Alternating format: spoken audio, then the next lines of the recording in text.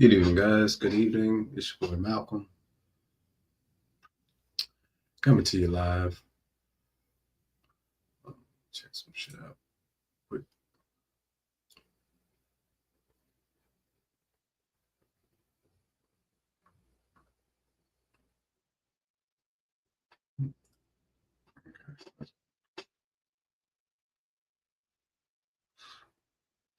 Sorry, folks. Um, okay, my camera focused back in on me. I'm trying not to move around so much so the camera doesn't have to focus in on me so much. But yeah. So right now I got some basically some highlight clips running in the background from the description of the video. You guys should know I'm going to be talking about the recent passing of Hulk Hogan. And listen, I'm just going to say this. Yes, uh, Terry Bollea, or whatever his real name was, he was a flawed individual. Um, he had a lot of drawbacks, but as a wrestling fan myself, whenever there's a wrestler that dies, I try to be, I would say, considerate to the family. Say what you want about him. The guy had kids, I think a son, a daughter, and they lost their dad, and I think grandkids too.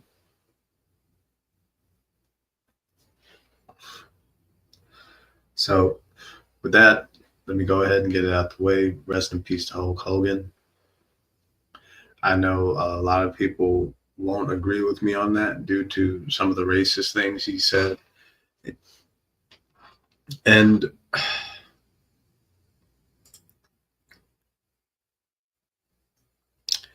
I will say this because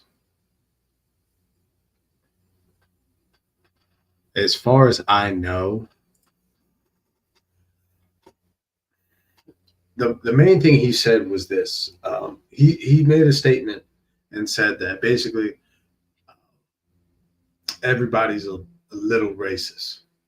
Now, I mean, if you guys want to dissect that on a little level, on a deeper level, then people can argue, well, hey, there is like prejudice or subtle racism that we deal with. Like even I still deal with it on a daily basis, not every day, but I would say at least once a week. Like when I get into the elevator and there's an older lady next to me and she, holds her purse a little bit tighter. I don't blame her for that because maybe somebody did snatch her purse at one point in life. And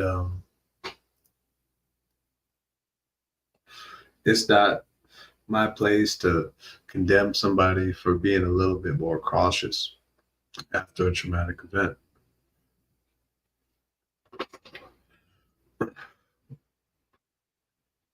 But to that, yeah, I don't condone him. I don't condone use of the N word, especially with the hard ER at the end. Like he's literally said it with the hard ER at the end. And I think and that was just one rant. Apparently, there were multiple wrestlers that, you know, co-signed the fact that yeah, he did, drop a few N bombs here and there. Set my phone on the charger. Okay, it's 11:19. I'm gonna try to stay up too late. Lord knows I gotta get up for work tomorrow, but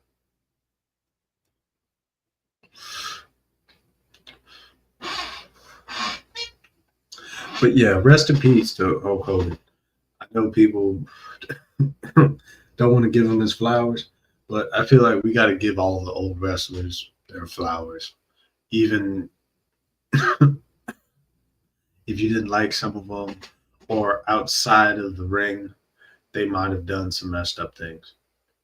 And the reason why I say wrestlers deserve their flowers, for one, they go through a lot. I mean, well, y'all can see these clips going on behind off the top rope, bam, through the table. I'm sorry, I gotta try to blur the screen a little bit because WWE, they gonna try to copyright strike me. So that's another reason why, like, you see that I'm like blurry, and I'm trying to basically do some live in video filtering. So I'm trying to keep that, well, keep the screen blurred. I'm gonna keep using I keep using the wrong hand. I'm trying to keep the screen blurred, but at the same time, I know if I stay still long enough, the autofocus on my camera is gonna also focus. I keep using the wrong thumb. It's gonna focus on the screen too. And I mainly just want to try to avoid um, specific certain scenes that WWE doesn't want people to see. So yeah, that's it's a hassle too. But I digress. Back to what I was saying. Yeah, like the stuff that these wrestlers go through off the top ladder, slamming your body into the mat over and over. And people forget that this isn't just, well, I don't know for every wrestling company, but when I was growing up, WWE was a full tour. Like it was a yearly touring thing. You had Jeff just jumped off the top rope into the Dudleys, I think. I don't know. I'm blurring some of the videos. I can only guess. But the the way when I grew up, we had Monday Night Raw, Friday Night SmackDown, and in between these two taped shows, because they're taped, I know they tell you it's live, but no, there's a taping. I think is how they do it. So they start taping before it goes live, and you're pretty much getting like God,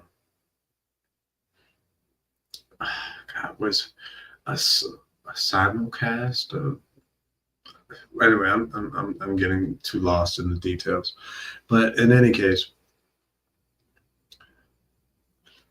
the average life of a wrestler is longer than what you see on TV, because what people don't consider were the house shows. These were the non-televised shows that you would buy tickets to the local arena or bingo hall or wherever they could host large, slightly larger events, and they would wrestle.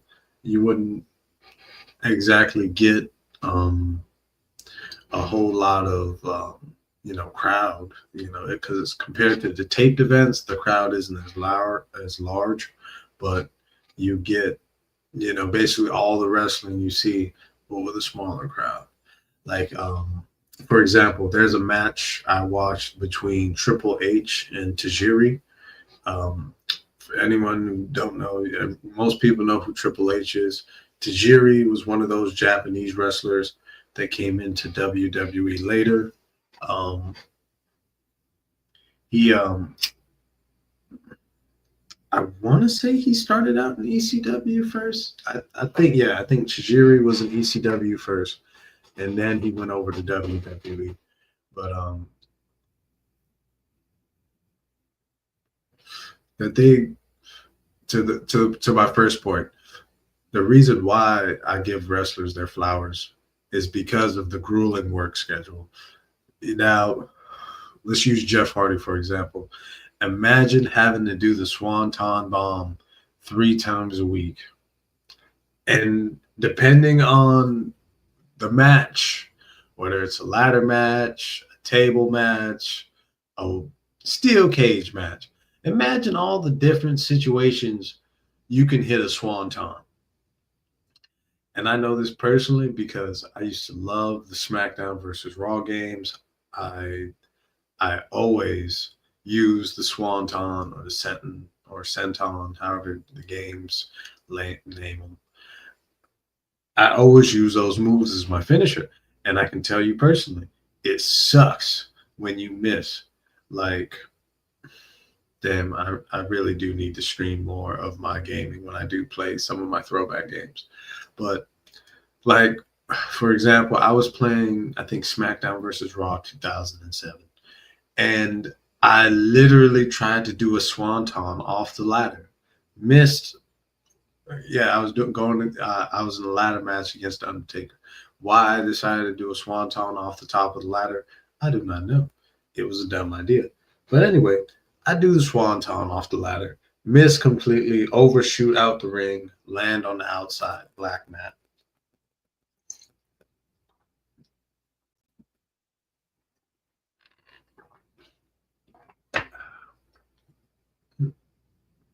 Oh damn, my brother's calling me. 1 second.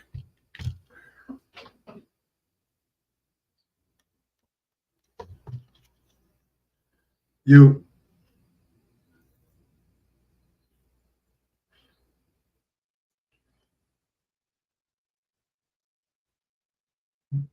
All right. I'm on stream right now. I'm about to get off in a few, but yeah, I got you.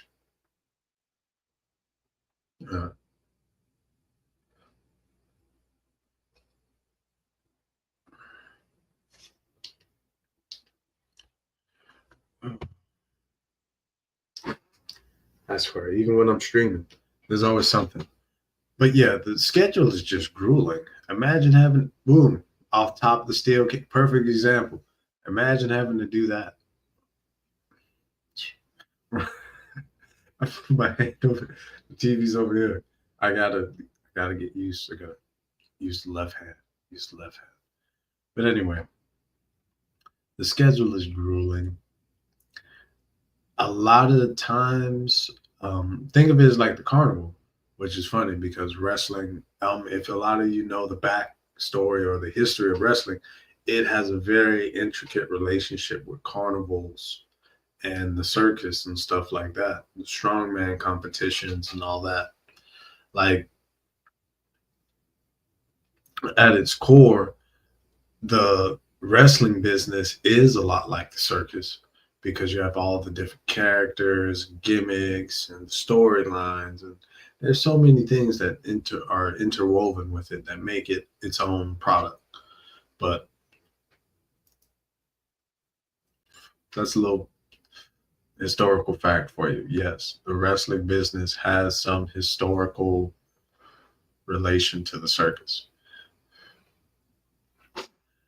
To the case of Hulk Hogan, now my big beef with him outside, and I still give him his flowers. My big beef was he did bad business with not just other wrestlers, but how he kind of milked the industry.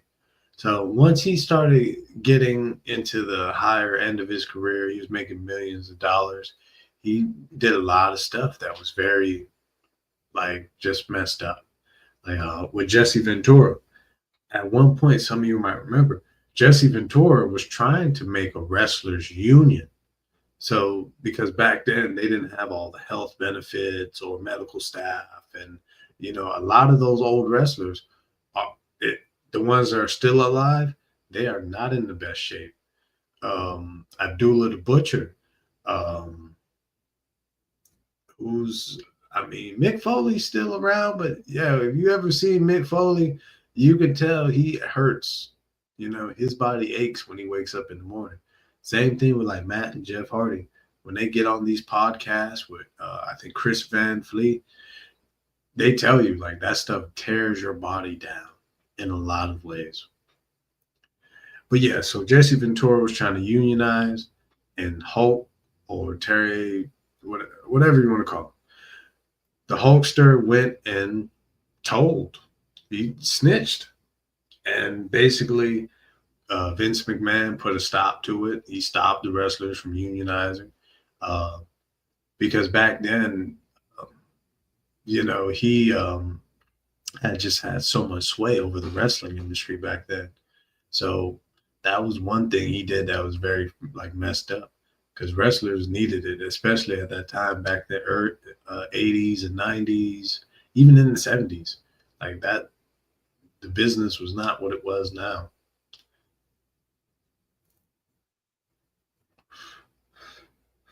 Then there came, yeah, and then he snitched on. Well, Well, yeah, you call it snitching. He snitched on Vince McMahon during the steroid trials. Damn, Kurt just put damn, this hand. This, if some of you could tell, you could tell. But yeah, Kurt just put fucking Shane McMahon through a glass. That was one of the best highlights I've seen. But anyway, the second thing, yeah, he snitched on Vince McMahon during the what was it? Yeah, the steroid. What was it? Let me double check this. Yeah, yeah, I had to double check it. He testified in the steroid trials.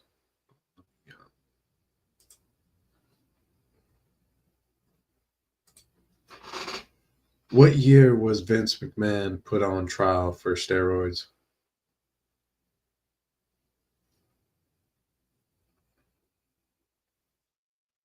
In 93. In 93, yeah. Damn. It was in the 90s. He's basically let me share my screen.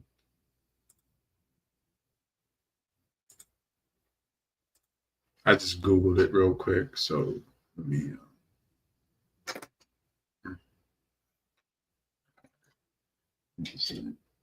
yeah, 93 with his acquittal in 1994. Attention and raised concerns about steroid use within professional wrestling, which is a whole nother issue because if you look at a lot of the wrestlers, a lot of them died from heart related issues. Heart attack, cardiovascular disease, liver, kidney disease, overdose. Like it goes on and on.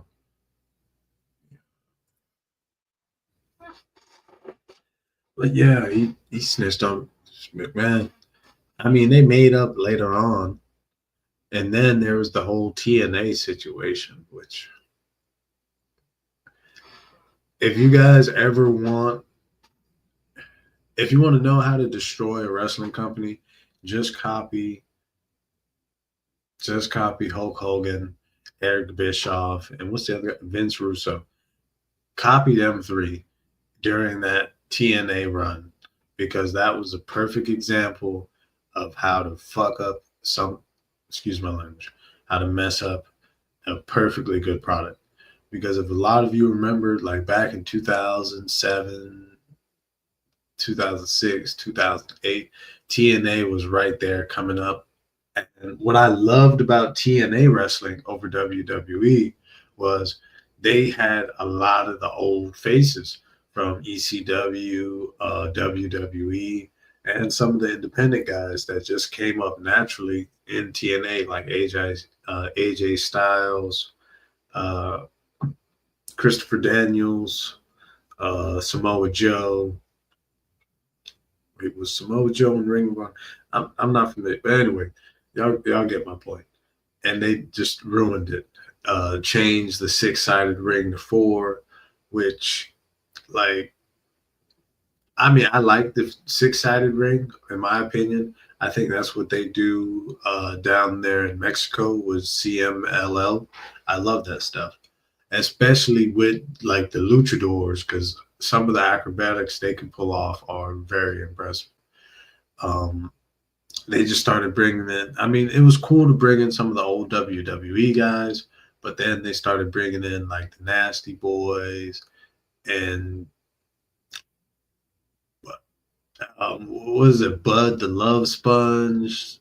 What, come think about it, he got in trouble with for having an affair with that guy's wife, and it was just one big messy affair. Like they ruined TNA, and then they tried to do the Monday Night Wars again when I think TNA used to come on like what Thursday or when I don't know, but like it was perfect. You could watch all three wrestling shows. I think the only thing would have made it better as a kid is if they would have like fuck it, figured out. how to broadcast because I know on Telemundo they would rebroadcast the WWE broadcast in Spanish, but like come to think, yeah, I don't even think Telemundo used to show any of like AAA or CMLL back then. So that would have been perfect for me if they would have put that on. Like then you could have had 4 days of wrestling. It would have been perfect. But yeah, when they tried to redo the Monday Night Wars, that was horrible.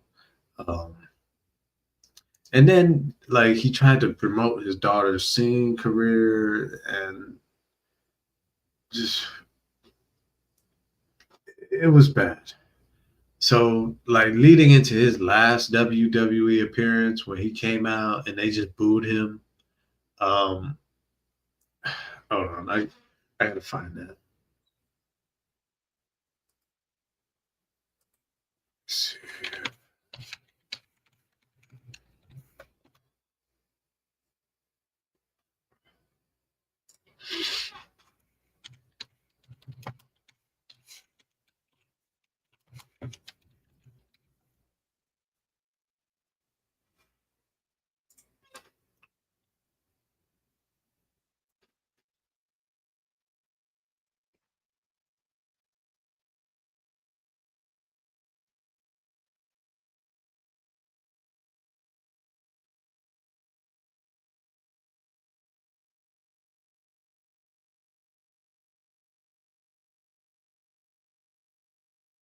Oh, man, damn.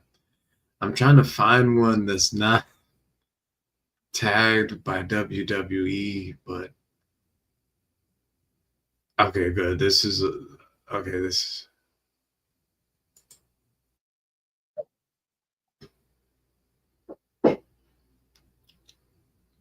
let me share my screen.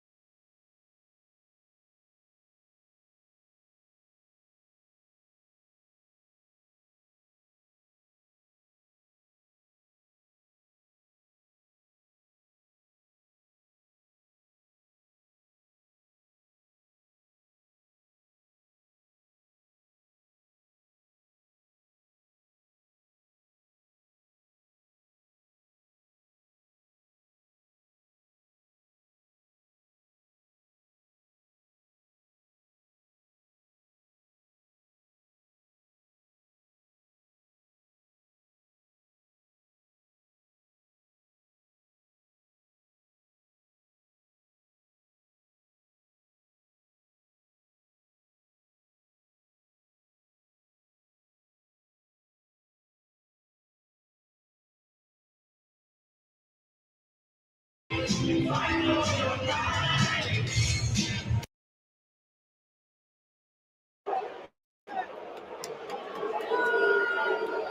you, Hogan!